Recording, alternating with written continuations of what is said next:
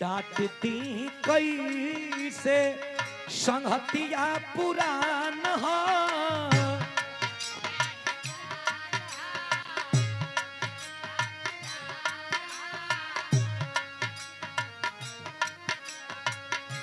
डांटती कैसे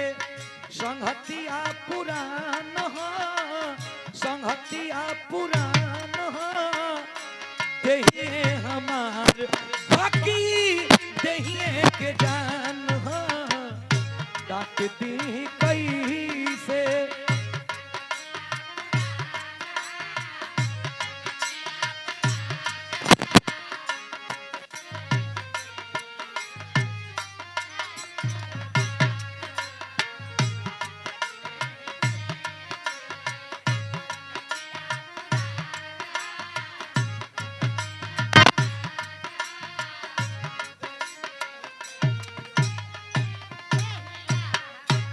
बड़ी सुंदर सुंदर भाव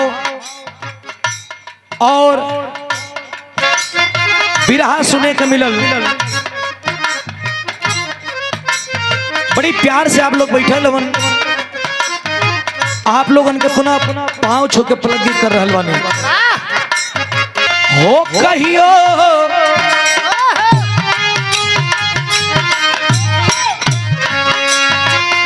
हो कहियो कोरवे में बीतत रहे रात हो अब तू बनेलू अनजान हो कहियो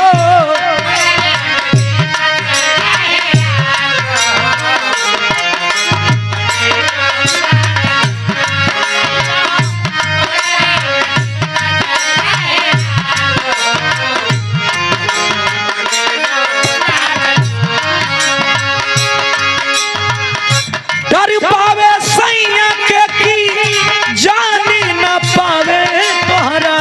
पहिला मिलन के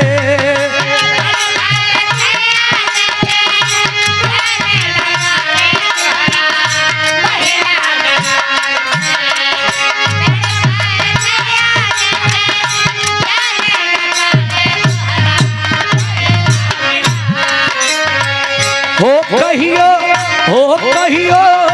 कोरवे में बीतत रहे रात हो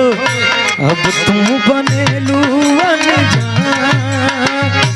हो कहियो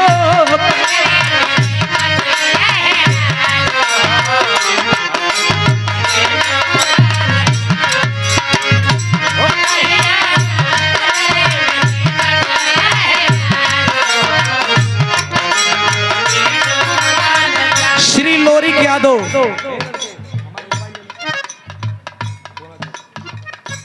श्री लोरिक यादव जी बाकरपुर की धरती से पुरस्कार आई बस अंदार 100 रुपया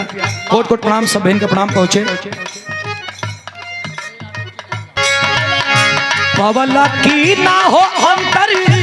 देसी लिफाफा घरे आईबा की ना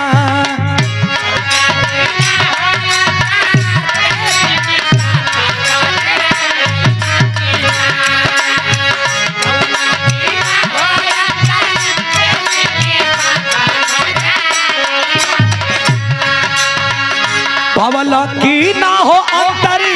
देसी लिफाफा बोला आईबा की ना पैरन में लिखा तानी पैरन में लिखा तानी हम साफा साफा बोला आईबा की ना और पुरस्कार श्याम बदलल गई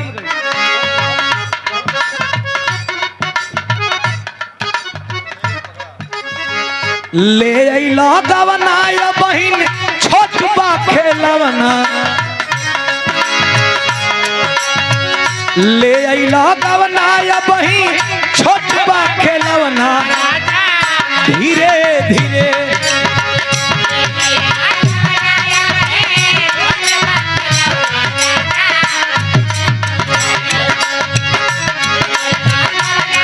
और श्री देवा यादव जी गवना बही छोट बा खेलवना सैया लइका बनी